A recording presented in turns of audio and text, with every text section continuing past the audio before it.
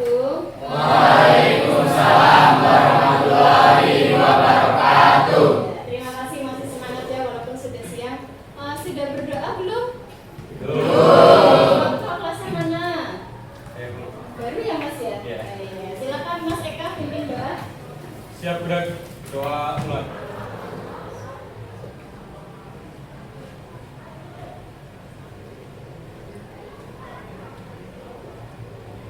Selesai. Beri salam. Selamat siang, Bu. Selamat siang semuanya. Bagus sekali ini masih semangat.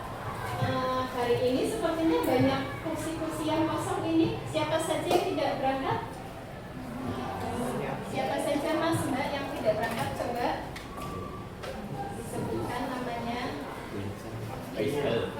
Yang pertama Mas Faisal. Keterangannya apa? Kemudian yang kedua Purwoko. Keterangannya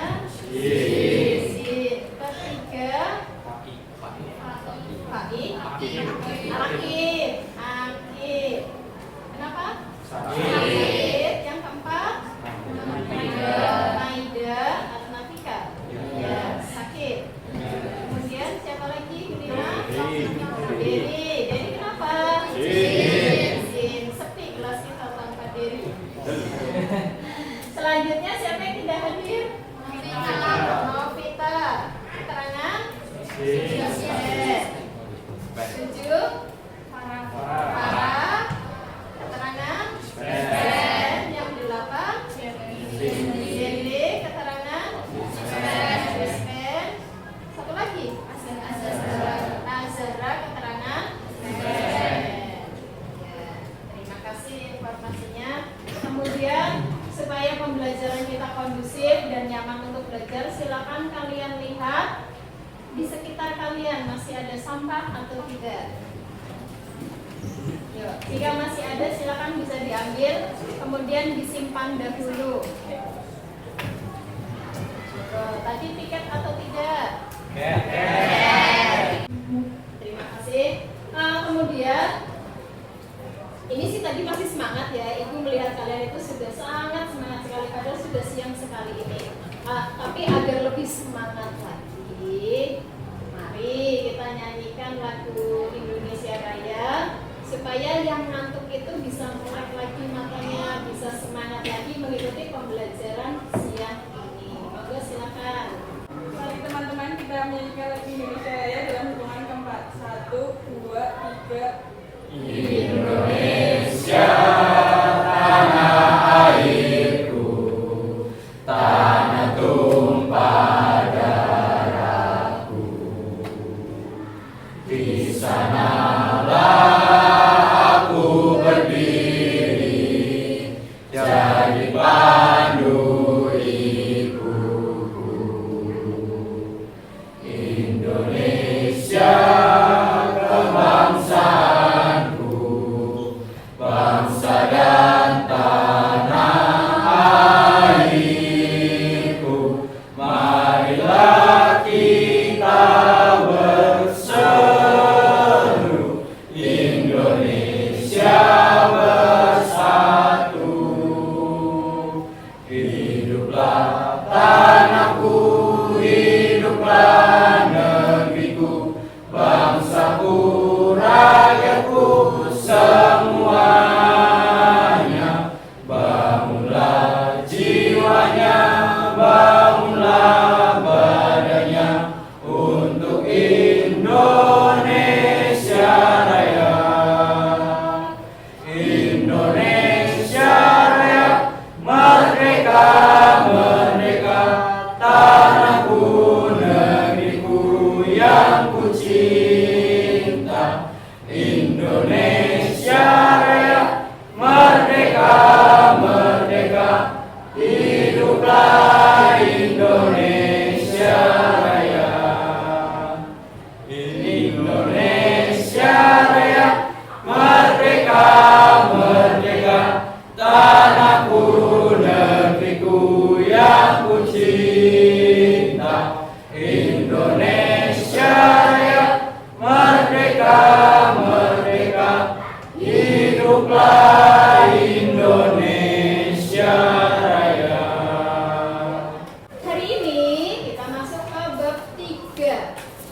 Silakan bisa di buku paketnya bisa dibuka.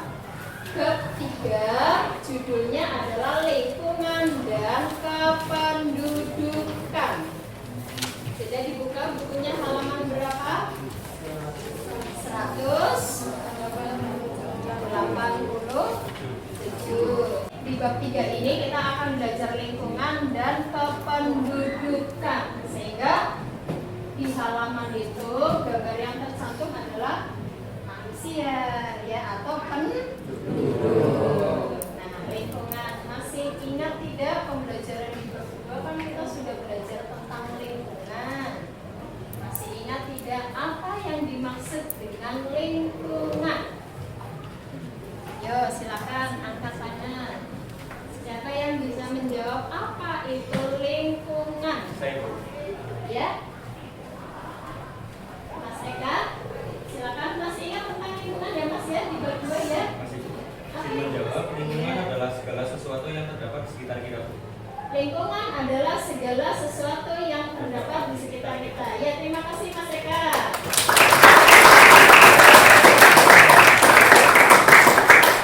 Ya, ada lagi yang bisa mengembangkan atau punya kalimat sendiri. Apa itu lingkungan?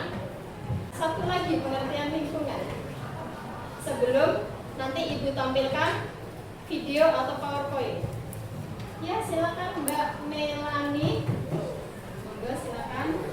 Ya, izin menjawabku untuk definisi lingkungan itu segala sesuatu yang ada di sekitar kita yang terdiri dari komponen biotik dan abiotik. Ya, lingkungan adalah segala sesuatu di sekitar kita yang terdiri dari komponen Biotik biotik dan abiotik. Oke, terima kasih Mbak. Lanjut, bab 2 kita pernah nih belajar, ada kebakaran hutan, ada pembalakan liar, ada global warming. Apa sih itu yang Ibu sebutkan tadi? Contoh apa? Contoh apa yang tadi Ibu sebutkan? Masalah lingkungan. Masalah lingkungan atau contoh-contoh kerusakan yang sering terjadi di sekitar kita. Ada tidak yang bisa menambahkan, menyebutkan? Coba apalagi selain tadi yang sudah disebutkan?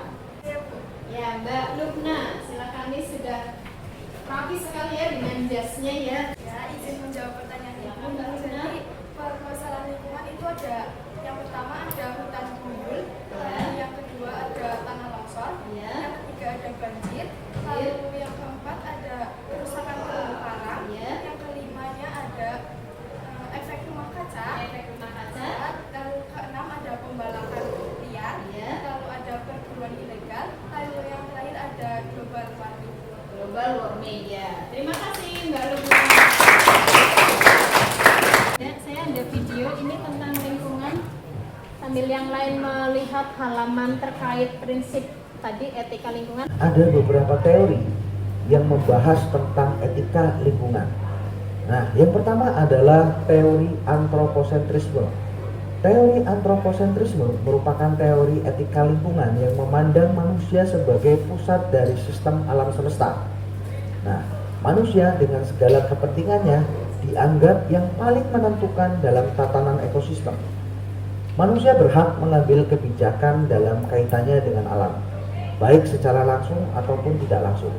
Alam hanya dilihat sebagai objek, alat, dan sarana bagi pemenuhan kebutuhan dan pencapaian tujuan manusia, serta tidak mempunyai nilai pada dirinya sendiri. Nilai tertinggi adalah kepentingan manusia. Hanya manusia yang mempunyai nilai dan mendapatkan perhatian. Segala sesuatu yang lain di alam semesta ini hanya akan mendapatkan nilai dan perhatian sejauh menunjang dan demi kepentingan manusia. Nah, kemudian teori yang kedua adalah teori biosentrisme.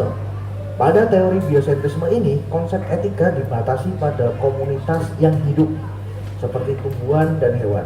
Nah, teori ini menganggap setiap kehidupan dan makhluk hidup mempunyai nilai dan berharga pada dirinya sendiri. Teori ini mengajarkan manusia mempunyai kewajiban moral terhadap alam.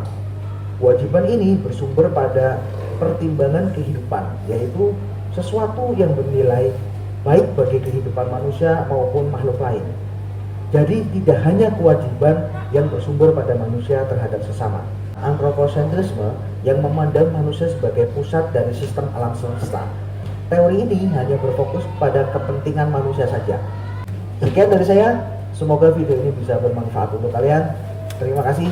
Assalamualaikum warahmatullahi wabarakatuh. Waalaikumsalam.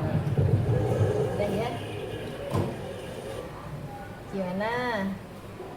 Ada yang bisa menyimpulkan? Tadi sama saja dengan yang disampaikan di slide yang ini. Jadi intinya di bab 3 ini kita itu belajar tentang lingkungan dan etika lingkungan. Artinya apa? Bagaimana sih kita cara terbaik kita dalam mengelola lingkungan? Atau mungkin ada pendapat dari teman-teman yang lain? Apa tadi? Yuk, silakan yang tadi sudah ditonton disimpulkan. Ada berapa prinsip etika lingkungan yang tadi sudah ditonton? Yang tadi sudah disimak videonya ada berapa? Ada 3. Apa saja? Ya, antro. Yang kedua, biosentrisme. Yang ketiga, ekosentrisme. Eko itu artinya ekologi. Sebenarnya hanya bedanya kalau kalian mendengar kata eko ya, ekosistem, ekologi itu terkait dengan lingkungan secara keseluruhan. Ya, itu yang dinamakan eko. Eko itu kan satu kan? Kesatuan. Ya, itu. Seperti ini tadi. Jadi ada yang pertama antrosentrisme, artinya itu berpusat di manusia. Manusia itu yang mengelola lingkungan. Seperti itu ya. Monggo silakan semaunya, padahal itu tidak boleh. Yang kedua ada biosentrisme. Ini makhluk hidup. Bio itu makhluk hidup. Tidak hanya manusia, tapi ada hewan dan tumbuhan. Dan yang ketiga ada tadi apa? Ekosentrisme. Ini memandang sekitarnya, semuanya. Jadi manusia, flora, fauna, dan lingkungan semuanya yang ada di sekitar kita itu yang tadi disampaikan di dalam video. Nah, silakan kalian duduk berkelompok. Satu kelompok itu terdiri dari 4 siswa. Silakan. Nah, nanti untuk pembentukan kelompok ini yang mudah saja dan jangan berisik. Silakan. Satu kelompok 4 siswa ya. Ya, silakan. Bisa Mas Nova.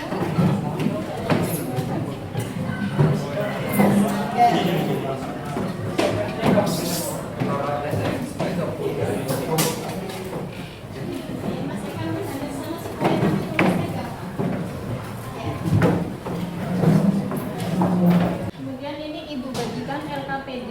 LKPD-nya ini per kelompok. LKPD-nya per kelompok. Satu lembar LKPD untuk siswa 4 siswa ya dalam satu kelompok. Silakan ini.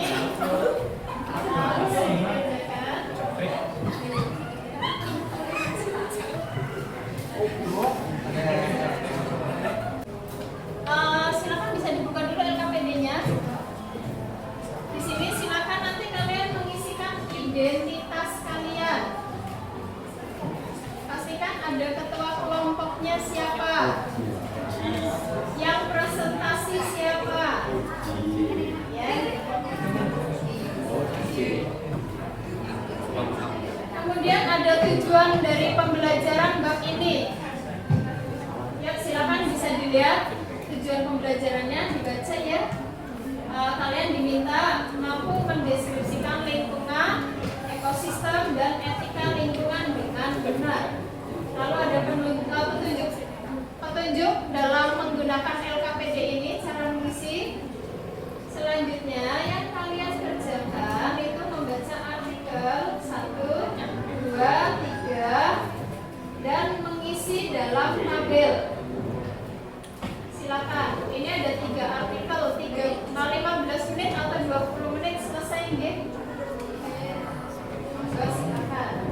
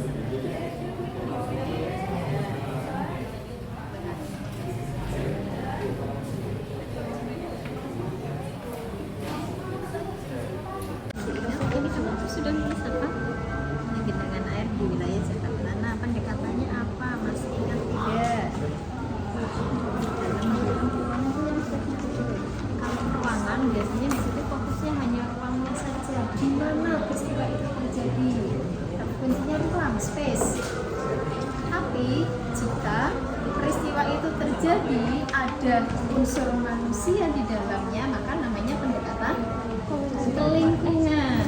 Lingkungan dong, ekologi. Kalau kewilayahan itu jika peristiwa itu tidak hanya terjadi di satu ruang, tapi dia biasanya karena berdekatan dengan ruang lain sehingga ruang lain pun ikut mengalami peristiwa itu. Misal kemacetan di Banyumas, ya kan, mengular hingga wilayah Sokaraja, mengular hingga Purwokerto. Ini kewilayahan karena dia bersambungan dengan wilayah-wilayah lain.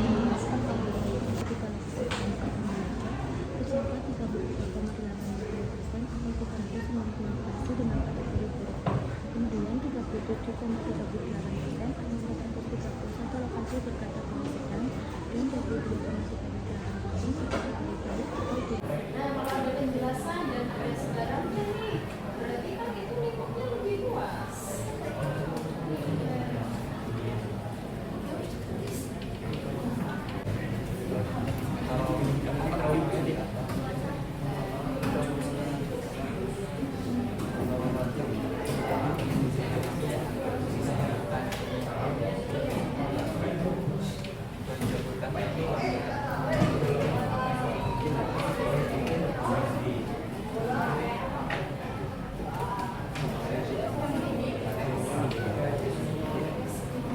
Oke, silakan Mas Novtoriano, bisa, monggo silakan perwakilan dari kelompok 1 atau mau berempat maju silakan seperti kita biasa di bab-bab sebelumnya.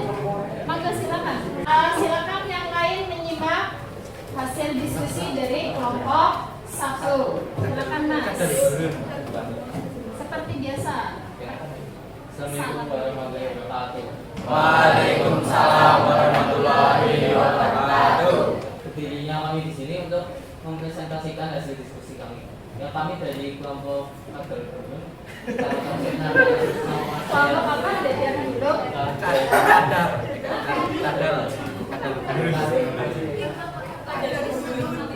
Gurun. Ya.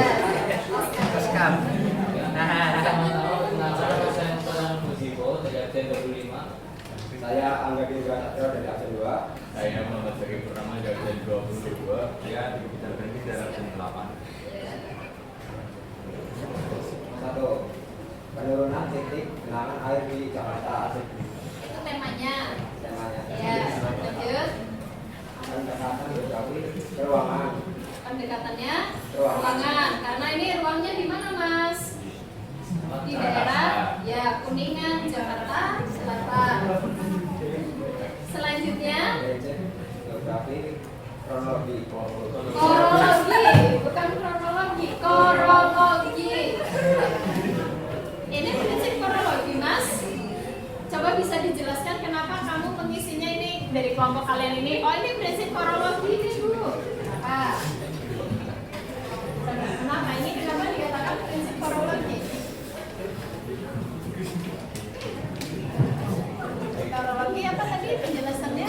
Juga dari artikel 1 itu mengatakan bahwa terdapat mata yang nanti Ya, ada datanya. sudah menjelaskan apa dari sebab Ya. dari masalah yang terjadi di artikel 1.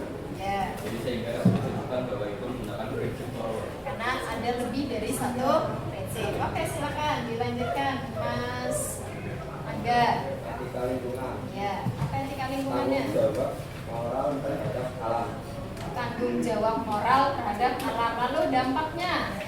Menyebabkan banjir, Banjir, mengganggu mobilitas manusia. mengganggu mobilitas manusia. Lalu ada lagi tidak? Ya. Apa? Kalau banjir berarti tadi sudah disebutkan di awal apa tadi? Ya, mengganggu aktivitas. Aktivitas itu kan tidak hanya mobilitas ya. Ya. Lalu upayanya apa? Membuat daerah resapan air. Membuat daerah resapan air atau nama lainnya biopori. Lalu apa lagi, Mas? Selain membuat daerah resapan air, ayo untuk menanggulangi banjir. Bukan mengurangi berarti. Dilarang ya membuang sampah sembarangan. Lalu apa lagi? Di masyarakatnya apa yang harus di apa? Ini kan berarti masyarakatnya kurang sadar terhadap lingkungan. Berarti caranya diapakan supaya sadar? Disadarkan. Ya, menumbuhkan kesadaran. Nah, menumbuhkan kesadaran masyarakat akan kelestarian lingkungan. Nah, itu untuk yang tema artikel 1 tadi. Lalu tema artikel 2. Ya. Kebakaran di kawasan dan lahan di Gunung Lawu. Ya, kebakaran di Gunung Lawu. Pendekatannya apa? Kewilayahan kompleks wilayah. Kompleks wilayah pendekatannya. Oke, karena kebakaran itu biasanya kan akan menjalar ke wilayah lain ya. Ya. Ya. Oke, selanjutnya prinsipnya apa? Korologi. Orologi. Di sini sudah disebutkan lebih dari satu prinsip. Ya. Ya. Lanjut. Dampaknya apa dari kebakaran hutan ini di Gunung Lawu? Oh, etika lingkungannya apa ya? Prinsip tanggung jawab moral terhadap alam. Prinsip tanggung jawab moral terhadap alam. Lalu dampaknya? Dampaknya apa? Terbakarnya 2000 hektar lahan di kawasan gunung sehingga hilangnya habitat makhluk hidup dan lahan pemukiman penduduk. Ya, jadi banyak lahan yang terbakar sehingga habitat faunanya hilang ya. Nah, ini biasanya akhirnya ada fauna yang masuk ke dalam. Akhirnya karena kehilangan habitat di hutan maka faunanya masuk ke dalam pemukiman. Lalu upayanya apa? Melakukan pemadaman melalui darat dan udara. Ya, selanjutnya Melakukan penghijauan di lahan yang gundul karena telah terbakar. ya, walaupun ini butuh waktu sangat lama ya. Ya. Yang ketiga gantian Mas. Coba Mas Zaki, Mas Diki. Yang ketiga ada rusaknya terumbu karang. Pendekatan geografi lingkungan. Ya. Prinsip geografi korologi. Prinsipnya kronologi, kemudian Etika lingkungan sikap pengelolaan terhadap alam. ya. Sampah, hilangnya habitat ikan, pengurangnya terumbu karang. Ya.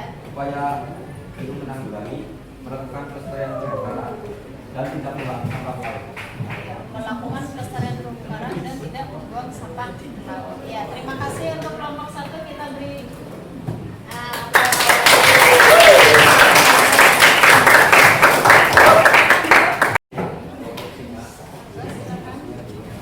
Assalamualaikum warahmatullahi wabarakatuh. Waalaikumsalam warahmatullahi wabarakatuh. Di sini kami dari kelompok Singapura Vietnam akan mempresentasikan kelompok kami. Perkenalkan saya Sultan Fadila dari kelas 1. Perkenalkan nama saya Mahendra Wiswabiola, 19. Saya Gabriel Gasos, saya Sembilan.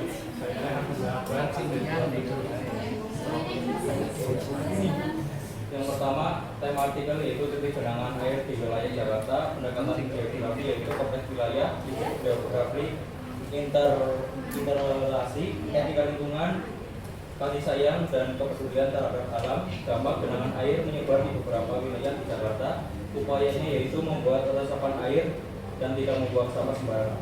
Oke, yang artikel 2. Yang kedua, tema artikelnya itu kebakaran hutan. Pendekatan geografinya kompleks wilayah, prinsip geografinya interrelasi, etika lingkungannya sikap hormat terhadap alam, dampaknya kebakarannya hutan karena musim kemarau panjang, hilangnya habitat hewan di sana, dan upayanya itu melakukan penghijauan dan tidak menebang pohon sembarangan. Oke, artikel 2 kebakaran hutan berarti reboisasi ya. Yang ketiga, Artikel 3, tema artikel rusaknya terumbu karang di Indonesia, pendekatan geografi, lingkungan, prinsip geografi, teknologi,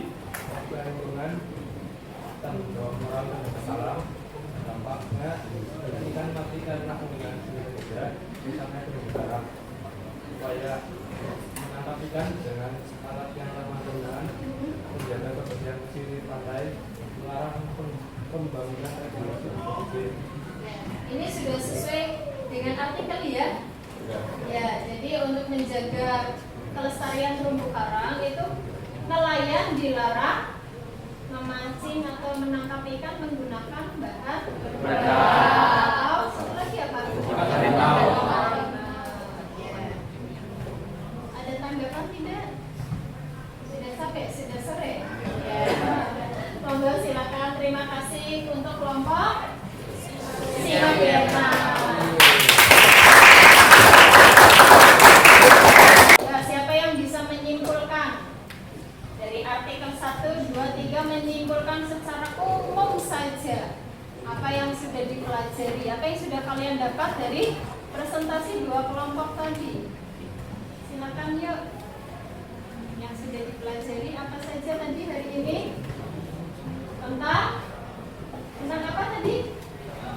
Nah, tentang kerusakan lingkungan atau peristiwa yang terjadi di sekitar lingkungan kita. Yang pertama ada peristiwa apa? Artikel 1, peristiwa banjir. Lalu yang kedua peristiwa apa? Kebakaran hutan. Yang ketiga rusaknya terumbu karang. Ini hanya contoh kecil dari kerusakan lingkungan yang Ibu angkat di dalam LKPD. Silakan sekali lagi bisa literasi. Nanti kalian bisa browsing mencari apa saja sih contoh-contoh permasalahan lingkungan, penyebabnya apa, upayanya apa, seperti itu ya. Ya. Kemudian pertanyaan terakhir. Yuk jawab dulu. Refleksi ya. Apa yang kalian rasakan belajar di siang menjelang sore ini? Rasanya apa? Jujur saja. Ngantuk. Lapar. Lalu capek karena jam siang. Oke, dimaklumi. Tapi besok hari Kamis kita pembelajaran pagi jam 8. Nah, mudah-mudahan lebih semangat, nggak ngantuk. Bukan nggak ngantuk, mungkin belum ngantuk ya. Iya. Terus perut sudah sarapan dari rumah besok ya? Ya, sudah sarapan, kenyang. Kalau kenyang jangan ngantuk, malah harusnya lebih semangat. Seperti itu. Besok Kamis jam 8 lagi kita ketemu di kelas ini lagi melanjutkan pembelajaran tentang lingkungan. Tentang apa Bu? Masih sama, masih terkait permasalahan lingkungan. Hanya saja nanti kita mencoba membaca permasalahan lingkungan dari infografis. Yuk silakan, siapa pimpinan atau kelas yang baru atau wakil? Oh, bagi tugas. Oke, silakan Mas Dimas pimpin berdoa sebelum kita pulang. Duduk siap dan berdoa mulai.